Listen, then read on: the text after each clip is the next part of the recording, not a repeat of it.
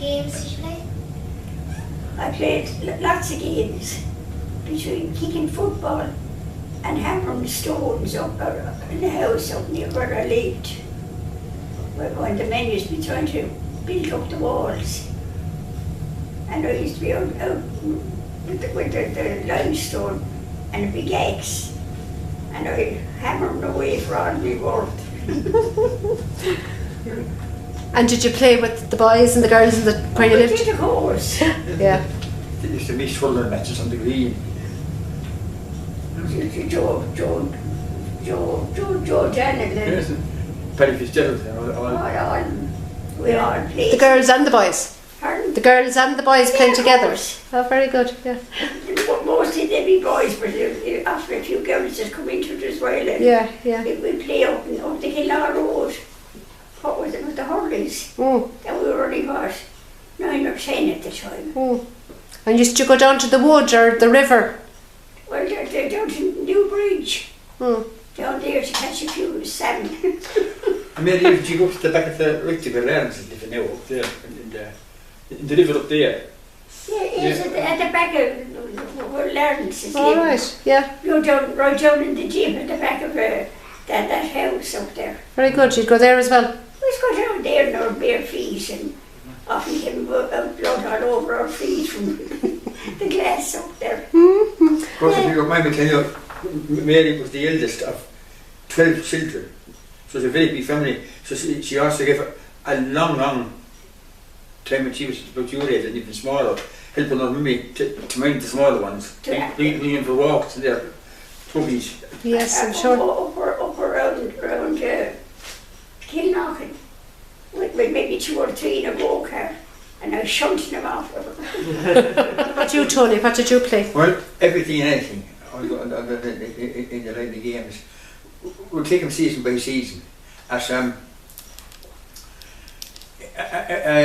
for part of January, we will have the Christmas holidays in school, and I don't know why, but usually at that time, the river here, it wasn't drained as it is now, and up here on the Nuns fields, under what is called the Nuns rocks, they always flooded. There was always flooded, and it usually flows over, like, you know, not every year, but most years.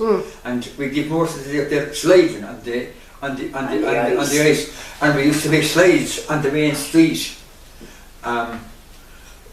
The roadway then wasn't as rough as it was smooth as hair, and it was to freeze very, very slippy. And we went above chucking a few buckets of water, because in those days, every house in the town still hadn't an indoor water supply, and there was still a few pumps in operation on the main street where the people used to draw the water. There was one outside McCarthy's Hotel, and there was one on the one on the square was gone in my time. There was one opposite Ernst's shop, and there was another slide there. They took a few buckets of water along the roadway, and we used to slide. And what was absolutely, it was necessary. It was an awful advantage for any lads that had a pair of hobnail boots. They used to get these nail boots. You know, yes, slide yes.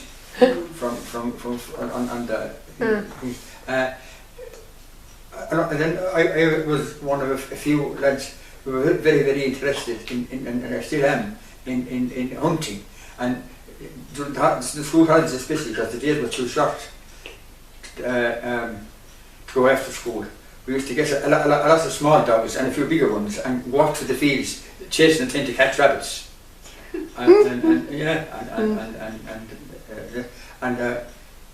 We go back to school then after the holidays, and if the weather wasn't too bad, usually in the morning we'd start the day in school, and we used to play rounders in the school yard. That was the big 2 teams, and I think myself that was the game that it's very, very similar, that the great American baseball developed from, like, you know. And there was no organised underage juvenile football in our day. It was actually up our own teams, but there was a bunch of McCaslin up there and a bunch of Leander.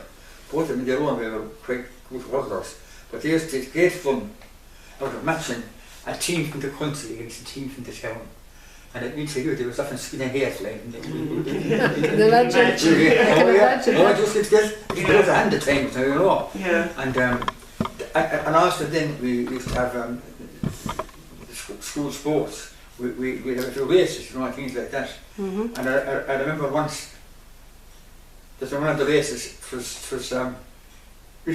where the entrance is now to the boys' secondary school on the left, like, you know, that was one of the older pitches. There's one result where it still is now. Yes. Across there. But I remember there was the race they wanted for a horse and jockey. That meant to say you had to carry somebody on your back, like, you know. But I won the race, and I carried it on my back from Gold Lodge, a fellow called Jimmy Morrissey. He was very tall. He was only a wisp. He was no way. As in fact, he ended up a good professional jockey afterwards. He's just to be a sensible question. But with the run from the bottom up to the top and touch the wall and back down again. Because I won the race carrying Jimmy and Jean Lee, I never forget him for it. He would give us the prize. Because this is the biggest horse and the smallest jockey. What games did you play, or what did you do in the evenings before television was invented? Oh my God, that's a big one. The television. I suppose you had the radio, Mary, had you? We radio, but we used to stay pushed. We might be going to Barry Fields or. So you'd be out, Johnny. Yeah. We were the same. Before the television, while there was a bit of daylight, we were out at some of these games, others, like, you know.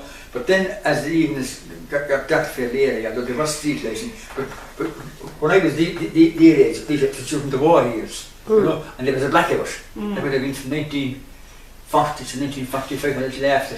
But the street lights were out beyond because we had great fun entirely. And great fun entirely. We used to have hunts around hide and go seek, you know, in the dark. Yes. And I'm afraid we used to get a little bit. But there was a very, very strict sergeant here at the time, Sergeant Button was his name, and we used to tell him to poor unfortunate man, because at that time it was absolutely necessary that you had to have a light on your bicycle after lighting up time, you know. But a lot of the lads used to use carbide lamps. Carbide was a sort of a substance that would spit on it, and it would fizz, and something of a gas liquid which you would light. But when the lads had parked their bikes, it's been down for the night, we used to whip a bit of the carbide out of the lamp, and we used any kind of a tin with a very, very tight lid, you know, the tight of the best one, and we'd bore a hole in it, in the bottom of it, and put the carbide into it and spit on it, and it started to fizz, and light a match. Put it to the hole, with the bang, Great. So amazing, yeah, you know, we do that, we run in like hell and chase the peels or something. And very good. And what type of houses were in the area? In the area? Well, I'll tell you, there was a very, not so much of my time, but before my time, there was a very bigger population in Fethard. It's come up with it again now. If you like to call them such, they were good houses, but there were some houses that nowadays people would be allowed to live in.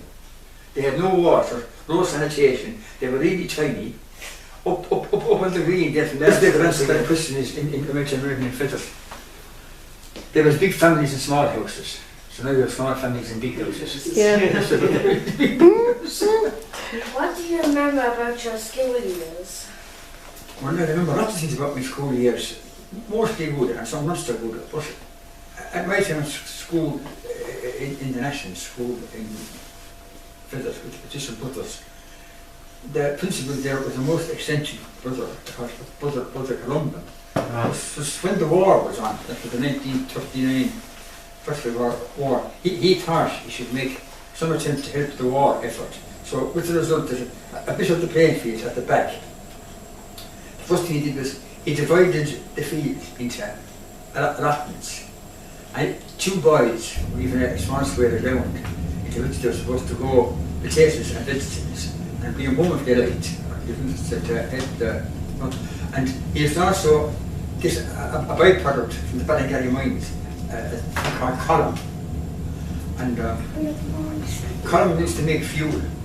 you know, and it has to be mixed with a special type of yellow clay, which is put down on the ground. There was an awful lot of the clay, they weren't able to do it, and the column and the clay with a certain amount of water had to be mixed, but it had to be threaded into the clay was threaded into the column, and the column into the clay, and the water into the deodorant. And when the mixture was made, then it was rounded into balls, either by hand or with a little machine you click on, and put out anywhere to dry, and that was fuel for the fire. That was and he also gave the field where the pitches are now to somebody to plough it, to grow some wheat in it. But instead of having organised classes to train for this and train for that or something else, he used to teach us an awful lot of singing, choirs, and some of the songs that he taught us, Kill Cash, and She Lived Beside the Anna, Pathy's Eve and the Den of Ahalloa, the old version of Galway Bay. I could sing them even yet. And You can give us a verse of one of them now in a minute. there was also a man in Fethard called Tom Coffey.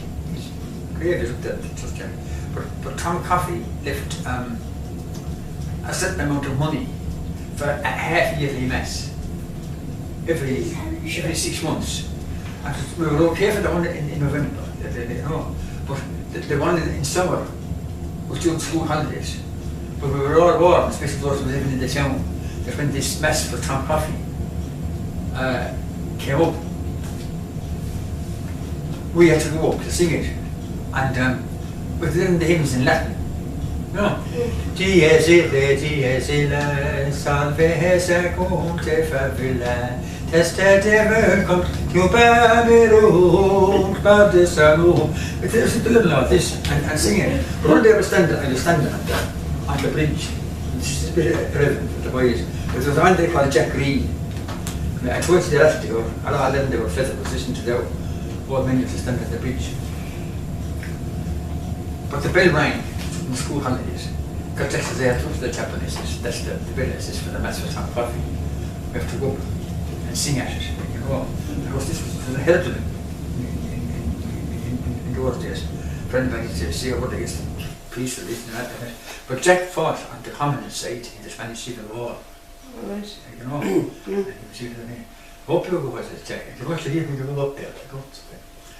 Just be full quiet, please. Full quiet, please. You know, and the thing. Oh, no, he says, one of the police go up to God, he says, and he'd sing, "Many's the pound I got from you, and all that's blessing, for the little light war." And also, then again, for the positions, they still go on, we have a mayor position and Corpus Christi position. They still existed, but for both those positions, we had to go down and line up in the church yard to get us to line up inside in the convent. But for the Corpus Christi position, we had to wear a red sash, and for the mayor position, we had to wear a blue sash. And it was a mess to all over the street, down to Devi and back up to the church again, and that was so. And then, of course, the religious part was well looked after, so to learn no carries him off by heart, and we'd be asked the questions out of it and that. But boys, you must remember that in those days, even though people were working and their wages were very low. And people were not poor, they talking about the good old days, but some of them weren't quite so good. I remember boys going to school up there for most of the year, even some of them for the whole of the year in their bare feet, that any boots to wear. And Joe has pictures of both down to the years, like, you know. And the last one is about the mid-50s, where some of the boys, not all of them, but a few of them, sitting in the row at the photograph, have no shoes or socks on, you know. And that, but they'd walk in from the country and Did you like school, Mary? Did I like school? Oh, I did. Did you know each other at school? Oh, I did. Did Millie. We did be in the We're second. all enough together, I think. We did because when we were in the secondary schools, we were supposed to do a platform, not in the summer, like you know, so go open air dance up there. And indeed, so the times have changed. Then, you know, in some of the bigger schools, they don't discuss for the even that people say younger, but in those days, it's just a three-set. It's just to warn them that any girls in the school that's attempting not a platform for the summer. They need to come back. Imagine you'd be killed if the nun heard you were there. Oh, mother. We wouldn't be there when they don't see us. You were able to manage it. But another thing that we didn't do that mention because I would have done that. But What do you remember about the railway station? the railway station. Oh, I remember lots of things about the railway station. That railway station was open for just over 100 years, and when the first train went from there, I think it was to Clonmel, my granny travelled on it.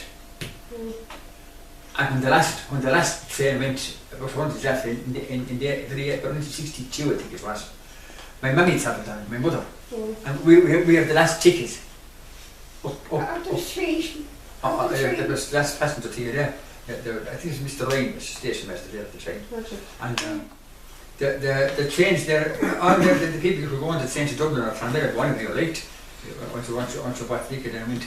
But all nearly there weren't very many lorries or cars and that, but all the stuff from all the shops used to all come in on the train into the station. And there was a man there called Tommy Slattery. He had a pony and cart, and he used to bring all the goods for the shops. in the shop down in here. And the Scullies, because they were business providers, they had their own horse and cattle money called Paddy Miles, so up and down and into stuff.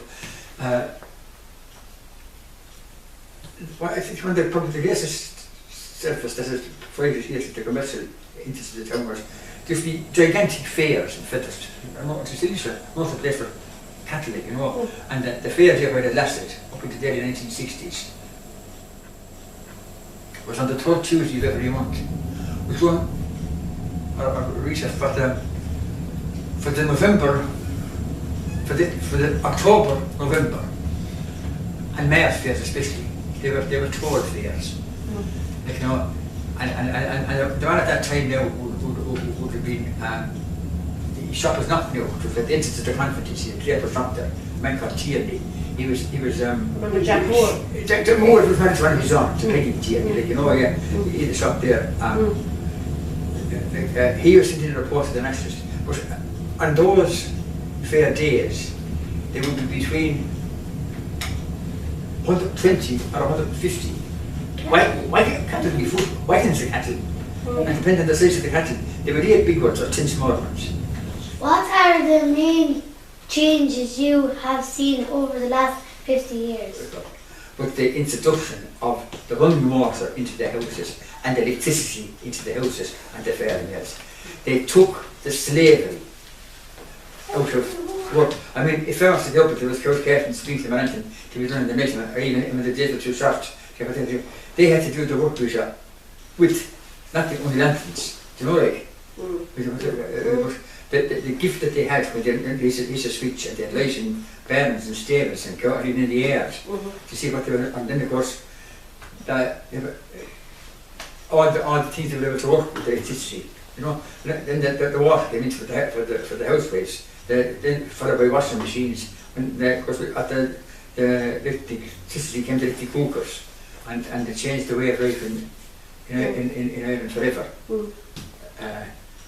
Before then, it was all the cooking in our farmhouses was done on a fire that was lit down on the flat, and back a bit from it, there was a wheel with a handle on it, and you turned the wheel, and the wheel blew a draft up underneath the ground under the fire, and all the cooking was done hanging on a there was a cube.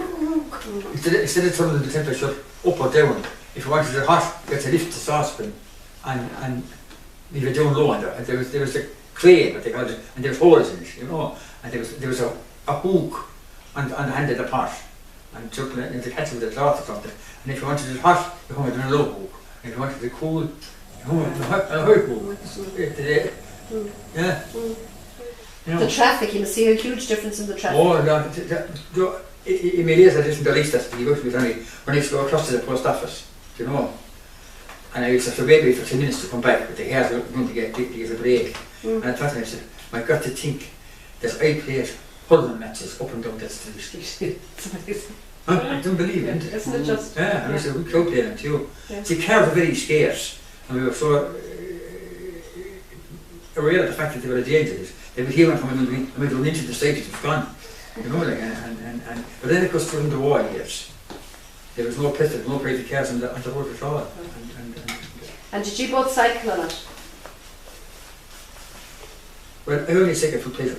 But When you were young? When I was young, yes. Yeah. But Mary, went to school, the first job she got was as a staff typist with the Irish Coastal Club at Clonmany. And that's 8 miles away from here. And she used to cycle every morning. And home every evening? And home every evening. But there was a few at it. Frank McCarthy, that used to do, he was serving his train at King's. What do you remember about your school years? Well, I remember lots of things about my school years.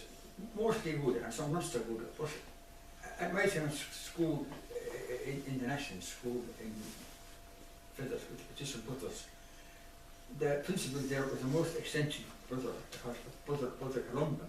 Was when the war was on, that was the 1939 First World War, he thought he should make some attempt to help the war effort. So with the result, there's a bit of the playing field at the back. The first thing he did was he divided the field into allotments, and 2 boys were given a small square of ground into which they were supposed to grow potatoes and vegetables and bring them home if they liked.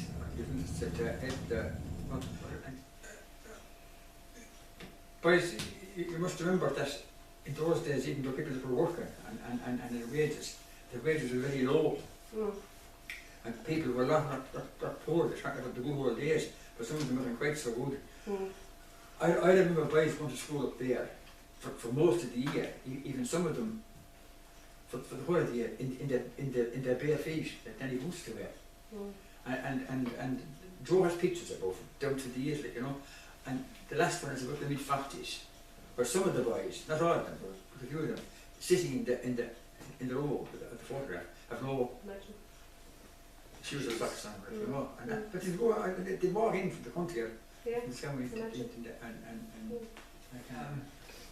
he was also with Marion Gilpin's grandmother, Mrs. Goff, used to produce school plays, and then again during the war years, it was hard to get anything. But I remember one time, I remember with the High Kings of Terror or something, we were supposed to have wages, but we couldn't have it, you know. But up in the football field, the same field, but O'Donnell's, the butchers, and they went to just keep the sheep up there. They chased him down to the slaughterhouse in the main street there before they kill him. But there was nothing around the field, only a barbed wire fence. But where the sheep used to go in and out underneath it, they catch in the wire, they put some of the wool on them. You know? We were sent up to pluck the wool. No washing, no disinfectant, no nothing. You used to stuff it into the 80 hair nets. This was your rigs? 1 week. Lamb's 1 week.